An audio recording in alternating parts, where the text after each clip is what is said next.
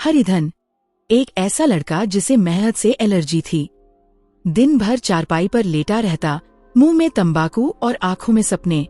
माँ कहती, कुछ काम कर ले बेटा। वो जवाब देता, माँ मैं सोच रहा हूँ। सोचने भी नहीं देती। गांव भर में उसकी आलस की चर्चा थी। लेकिन एक दिन किस्मत ने उसकी सोच बदल दी। खबर आई कि गांव के कोने में एक पुरानी टूटी दुकान केवल 200 रुपए महीने में किराए पर मिल रही है। शर्त सिर्फ एक, रात को दुकान बंद रखनी होगी, क्योंकि वहाँ भूत आता है। हरिधन बोला, और भूत? मुझे क्या, मैं भी तो बेकार हूँ। बैठकर उससे भी बातें कर लूंगा। उसने बिना सोचे दुकान ले ली। दोपहर से चाय का ठेला चलाया। दुकान का नाम रखा हरिधन की हाफ चाय, फुल गपशप।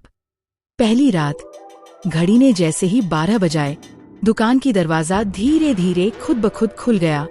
हवा सिहर गई और सामने खड़ा था एक धुंधला, सफेद धोती पहना, गमछा कंधे पर डाले एक भूत, हाथ में केतली। हरिधन का तो चेहरा उतर गया। कांपती आवाज में बोला, भभाई साहब चाय? भूत बोला, हाँ, एक हाफ चाय दे दे, शक्कर कम रखना। हरिधन की आंखें फटी रह गईं। बोला, तू भूत होकर चाय पीता है?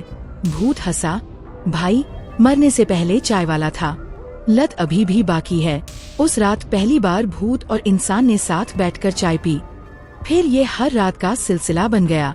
चाय की चुस्की के साथ साथ चलती थी जिंदगी की बातें। भूत कहता, हरिधन, दुकान चलाना सिर्फ चाय बेचना नहीं होता, चेहरा पढ़ना होता है, दिल से चाय बनानी होती है। ग्राहक मुस्कराएं, यही असली कमाई। धीरे धीरे हरिधन बदलने लगा।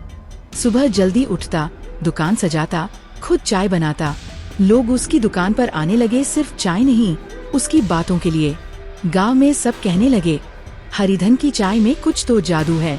फिर एक रात भूत नहीं आया। हरिधन परेशान हुआ। अगले दिन सुबह दुकान के सामने एक चिट्ठी मिली। अब तू मेहनत करने लगा है, लोगों को खुश करता है और खुद पर भरोसा करने लगा है। अब मेरी जरूरत नहीं। मैं जा रहा हूँ किसी और सुस्त आत्मा को जिंदगी का मतलब समझाने। तुम्हारा चाय वाला भूत, लालू। हरिधन वो चिट्ठी पढ़कर मुस्कराया, एक कप चाय बनाई और आसमान की ओर देखकर कहा, थैंक यू लालू भैया। अब मैं खुद को नहीं, जिंदगी को हाफ चाय की तरह सीधा सादा रखूंगा। नैतिकता। जिंदगी में अगर मेहनत और ईमानदारी से काम किया जाए तो कोई भी मुश्किल आसान हो जाती है। कभी कभी सबसे बड़ी सीख भी हमें सबसे अजीब जगह से मिलती है, जैसे भूत से।